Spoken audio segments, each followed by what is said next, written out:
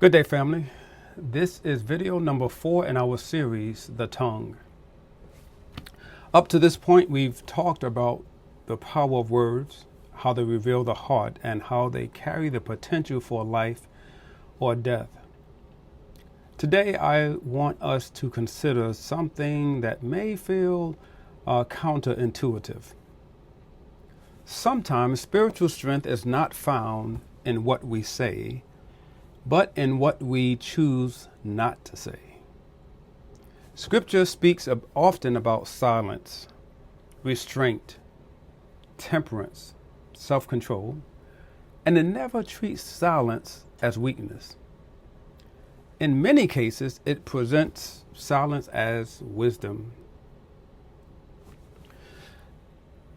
Speaking of wisdom, the wise man Solomon would tell us there in Proverbs chapter 17 and verse 27, he tells us how Scripture speaks. A man of understanding is of excellent spirit. That's what Solomon would say. He that hath knowledge spares his tongue. And that verse reframes silence for us. It's not based on what we say. Sometimes it's based on what we do not say.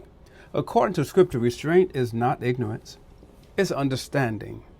Holding back words is not a lack of conviction. It's evidence of maturity. There are times that you and we struggle with silence. Silence is difficult for many of us because it feels like surrendering control. We want to explain ourselves. We want the last word in some cases. We want to be understood, especially when we feel misunderstood. But Scripture reminds us that not every moment requires a response. I know that's hard to believe, but not every moment requires a response, and not every response honors God. This is why James gives us a pattern on how to speak. James addresses this directly in James chapter 1 and verse 19, where he writes that man should be swift to hear, slow to speak, slow to wrath. Now notice the order. Listening comes first, speaking comes later, and anger is delayed altogether. That order matters. It teaches us that restraint is not passive, it's intentional. I'm sure time and time again we've seen Jesus modeling silence. Jesus himself modeled this kind of strength. Consider with me Matthew chapter 27 and verse 14. And when he was falsely accused, Scripture shows us that he answered nothing, not a word. So much so that the governor marveled. Jesus was not silent because he lacked truth. He wasn't silent out of fear. He was silent because he trusted the Father. That kind of silence takes strength. There are times that silence speaks louder than words. There are moments when words escalate situations rather than resolve them. Silence in those moments can de-escalate. It can create space for reflection, for conviction, and for God to work. Silence can also protect relationships. Silence can prevent regret. Silence can be an act of obedience. Consider with me what the wise man Solomon says, this time in the book of Ecclesiastes. Scripture reminds us in Ecclesiastes chapter 3 and verse 7 that there is a time to keep silent and a time to speak.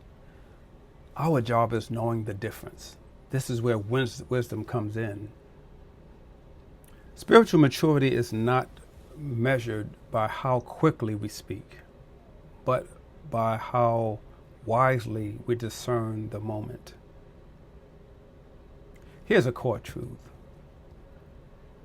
Here's what Scripture teaches us clearly. Choosing silence at the right time is not weakness. It is spiritual strength. And it reflects trust, humility, and self-control. There are several times to be tired. I want to just mention 3 of those times. Let me mention 3 moments when Scripture encouraged restraint. Moment number 1, when emotions are high, Proverbs chapter 29, verse 11, tells us that a fool gives full vent to his spirit, but a wise man quietly holds it back. That's number 1. Number 2, when truth is being rejected.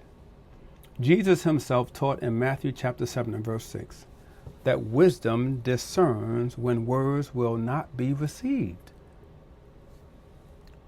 Time number 3, when God is working behind the scenes.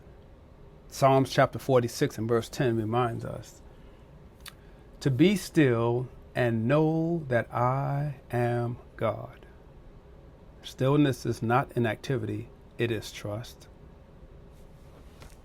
By way of application, silence doesn't mean avoiding hard conversations. We need to have those conversations when the time is right. Silence means submitting our timing and tone to God. Sometimes the most faithful response is restraint. More application coupled with reflection. Let me leave you with a few questions to reflect on. Do I feel compelled to respond immediately, even when wisdom would wait? Number 2, are there moments when silence might protect my witness more than words? Number 3, am I trusting God enough to let Him speak when I choose not to? Those questions help us see silence not as avoidance, but as obedience. In the next video, we'll begin the next section of this series by talking about discipline and how a disciplined faith requires a disciplined mouth. Because strength is not only found in speaking truth, it's also found in knowing when to be still. And this is what it means to be formed to fight.